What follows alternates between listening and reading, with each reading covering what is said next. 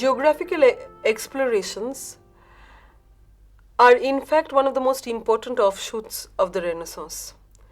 Geography is the most important discipline where we find that because of the Renaissance, the important barriers between disciplines and bodies of ideas, they sort of disintegrate.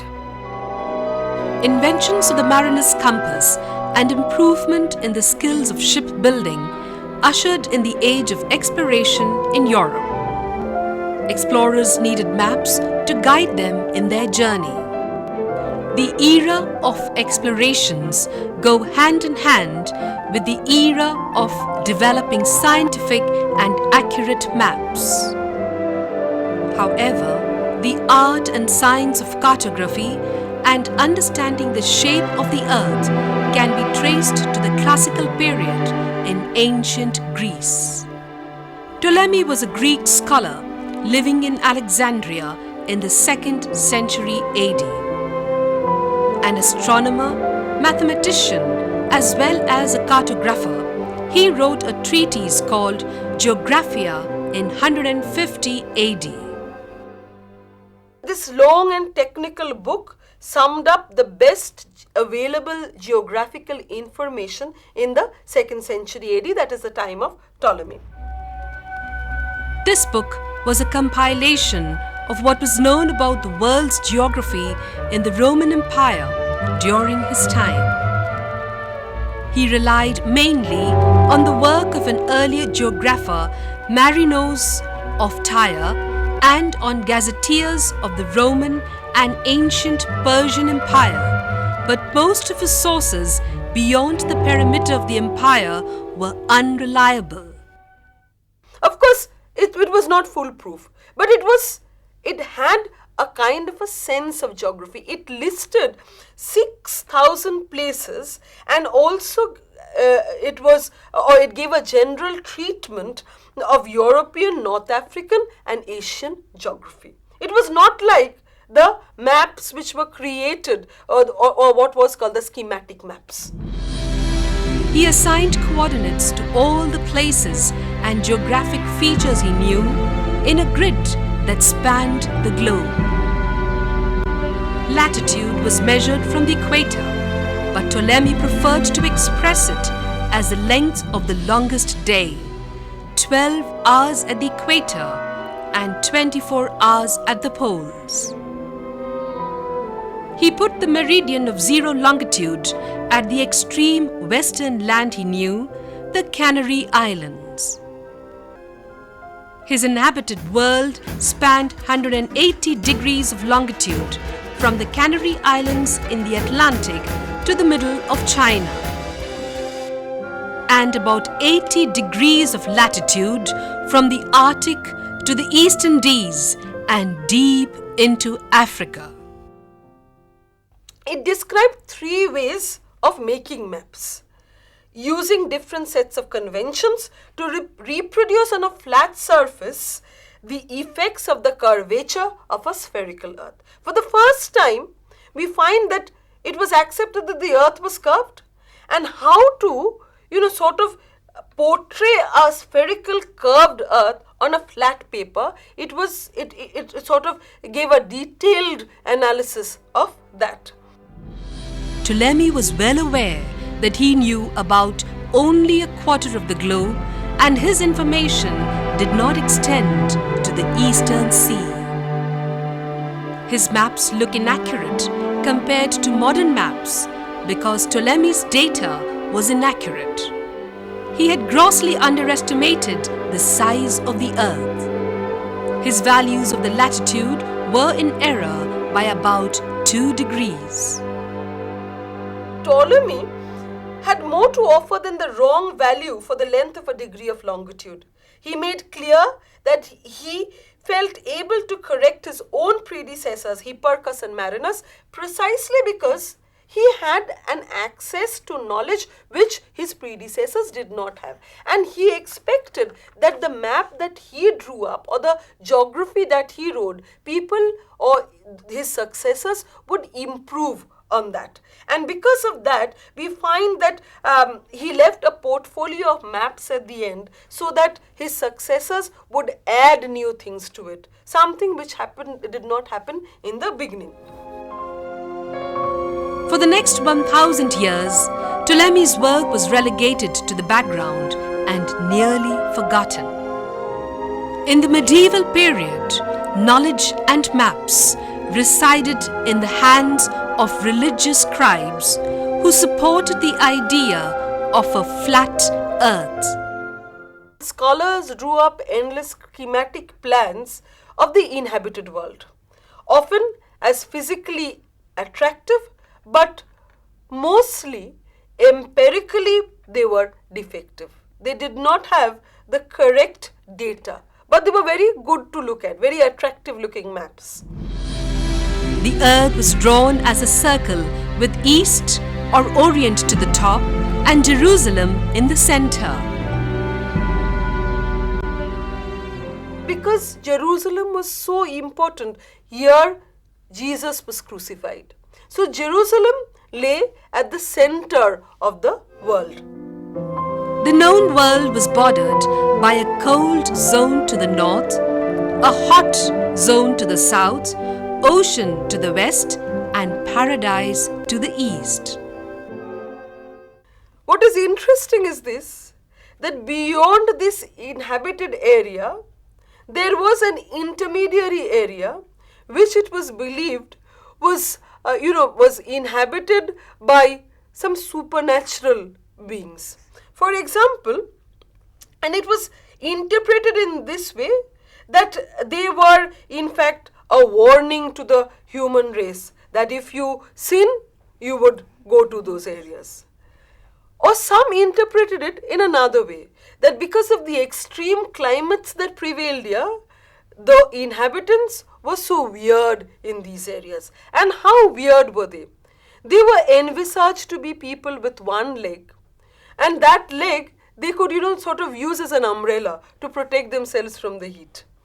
There was also the concept that these creatures had their heads below their shoulders, or men with one very prominent eye. I won't say men, but inhabitants, living beings. So it was a very weird kind of inhabitants who lived in the peripheral regions.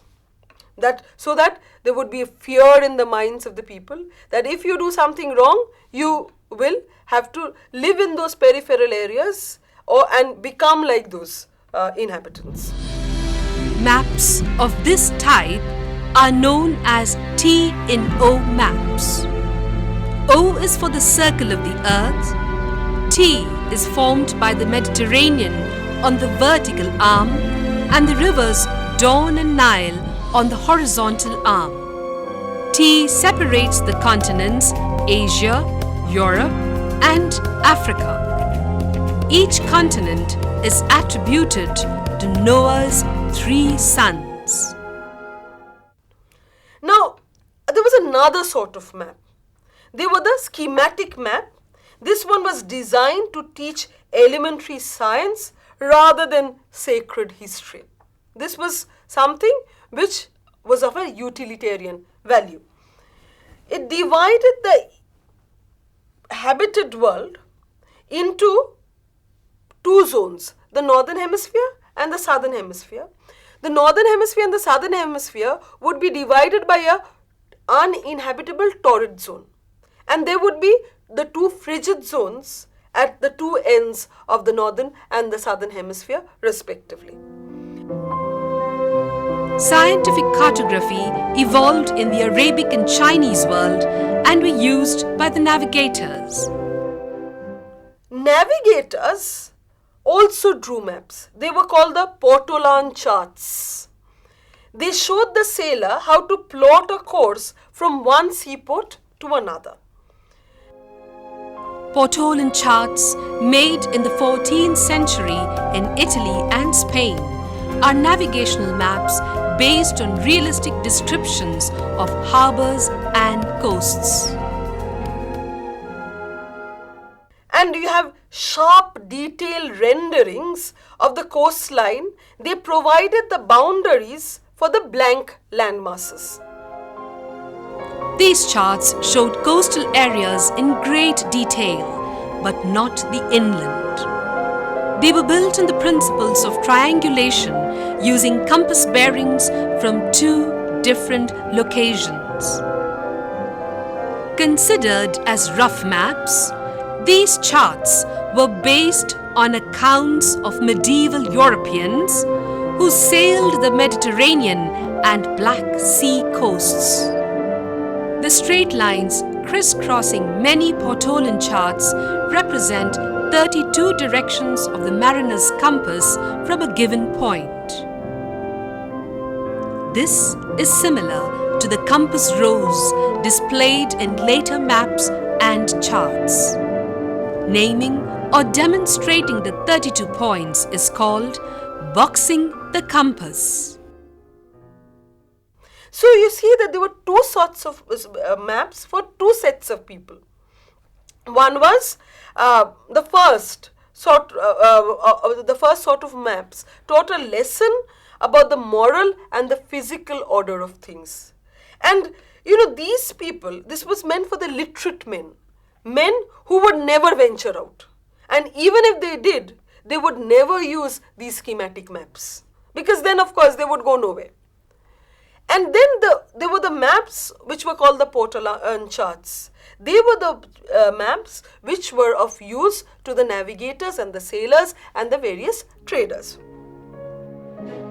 As travel increased in the 15th century, religiously enforced concepts began to break down. In the 15th century, the boundaries between these two maps first became blurred and then eventually disintegrated. You have scholars first making the first decisive move, because early in the 15th century you find Ptolemy's geography being brought in from the Byzantine Empire. The dark ages of cartography in the West came to an end with three concurrent events. First, the voyages of discovery. Marco Polo travelled to the east by the land route. The Cape of Good Hope was founded in 1488 and Ferdinand Magellan circumnavigated the world in 1540. Secondly, treasures of Ptolemy's knowledge were rediscovered by Italians travelling to the east.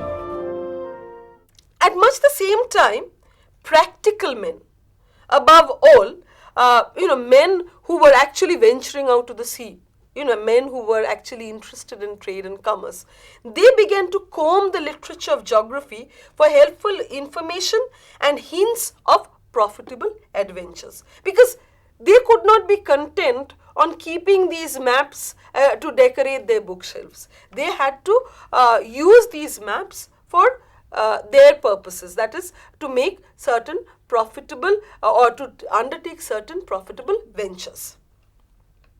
As early as the beginning of the 15th century, the Florentine merchant adventurer, whose name was Gorodati, he used both learned and practical sources in his Italian verse handbook on the sphere, which offered its readers, which were actually small boys who would later become merchants, a lucid outline of the traditional cosmology and geography and a very precise description of travel in North Africa. So now, as we said, that the practical and the decorative was merging together, so that maps could actually have a utilitarian aspect to it, not merely to decorate one's bookshelf.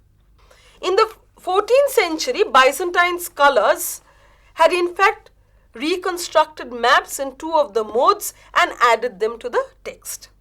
The original Latin translation of Ptolemy's geography, around say 1406, it was done by one Jacopo di Angelo, had no maps, because at that time they could not draw the maps.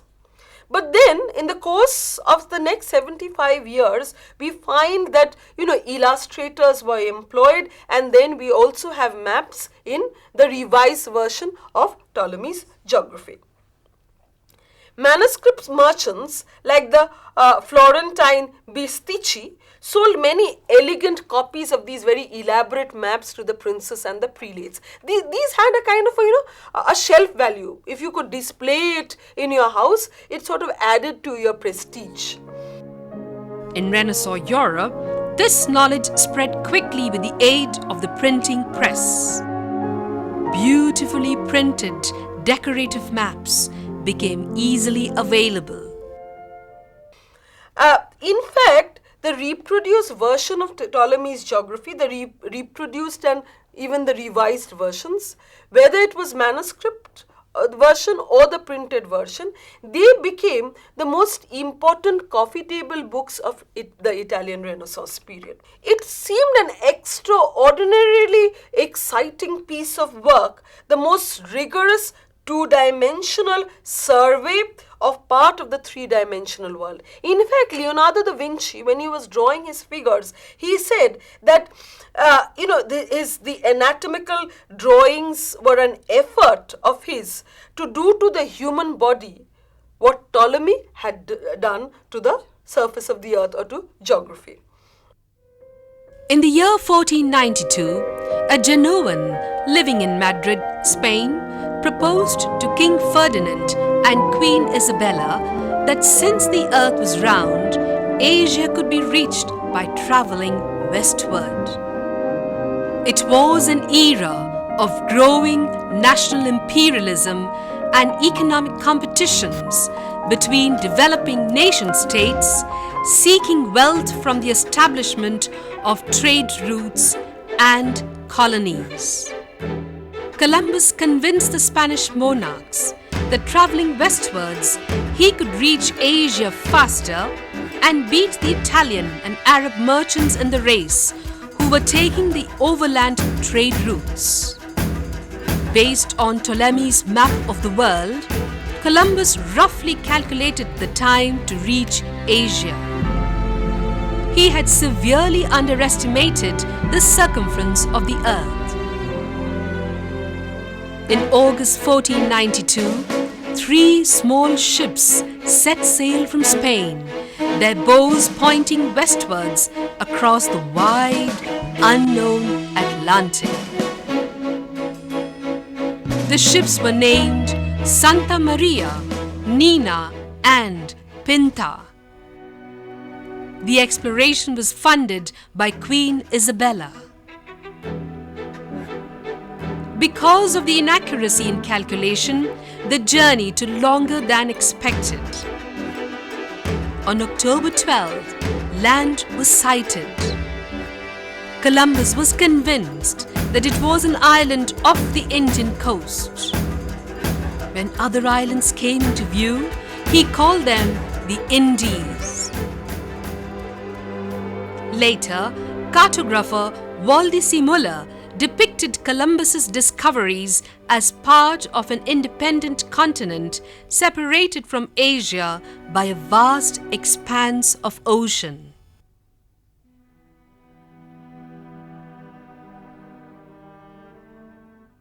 Ma'am একদিকে যেমন এই ম্যাপগুলো যেমন geographical ডিসকভারিকে encourage করছে, আবার অন্যদিকে তো ma'am এই geographical ডিসকভারিগুলো যত দিন দিন এগোচ্ছে তত তো আবার ম্যাপেরও তো ম্যাপের কোয়ালিটিরও তো অনেক উন্নতি হচ্ছে।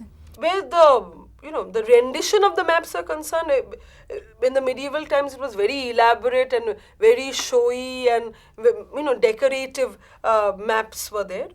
But as times went by, we find that cartography as an important discipline is emerging, and you are actually trying to actually portray in paper what the world is. It is a much more accurate rendition of your spherical earth on paper. For example, Ptolemy believed that the Indian Ocean was closed. But we know that the Portuguese sailors, in fact Bartholomew Dias, they went across the African continent, which is called the Cape of Good Hope, and thereby they proved that the Indian Ocean is not a closed ocean, it is open, as had been proved by Bartholomew Diaz's voyage. Now, a revolution thus took place in knowledge of trade and travel. Scholars who knew that Ptolemy or knew from Ptolemy that the acquisition of new data was inevitable calmly added to that knowledge. They used Ptolemy's rigorous cartographical techniques. Cartography is the art of drawing maps. To record the shapes of the new lands, and gradually they showed that the whole ancient system of geography was faulty. The purpose of the Renaissance rendition of maps was not to negate the ancient system of cartography and geography, but once they started the process of improving on Ptolemy's geography, they realized that Ptolemy was incorrect. And thus, what happened was this: there was a reversal of this ancient knowledge of geography and the emergence of a new knowledge of geography. We find that because of this new knowledge, the people realized, the Renaissance men realized, that Jerusalem or any other European city could not be made the center of the world, a world which had more water than land. It was in fact a very watery earth that we have, a very what is called the watery globe.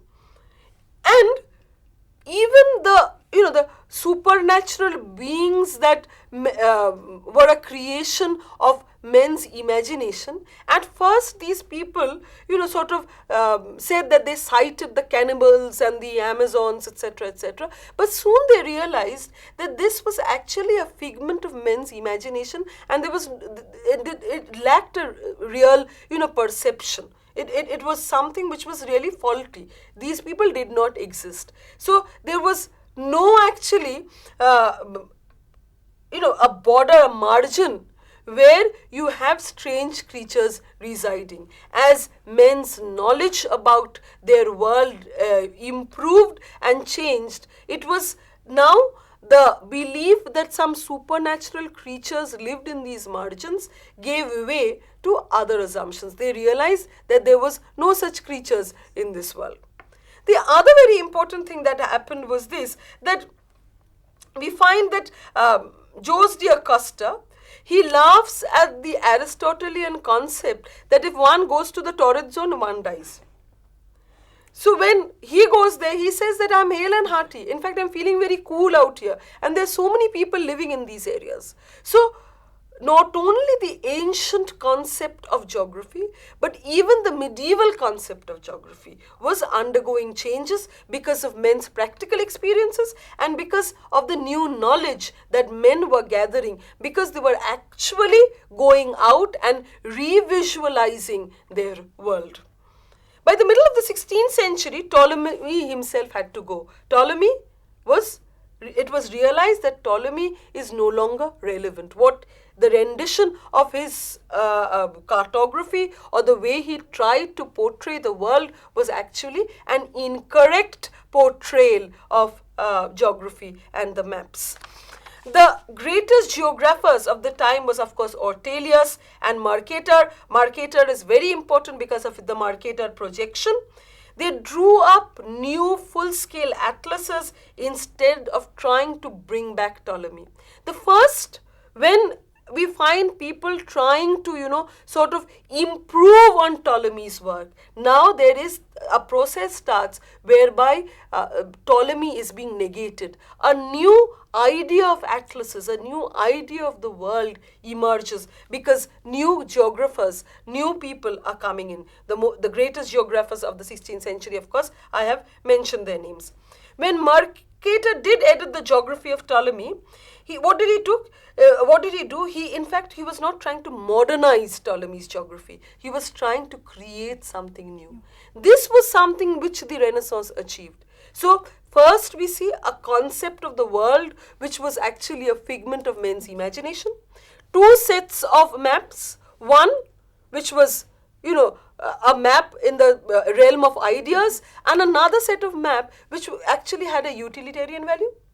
The other, then you sort of go to the second phase, whereby Ptolemy's geography comes into being, and people are now improving on Ptolemy's geography. And eventually, because of the knowledge that they gather about their world, we find a new sense of geography emerging. By the time this happens, the Renaissance itself is past.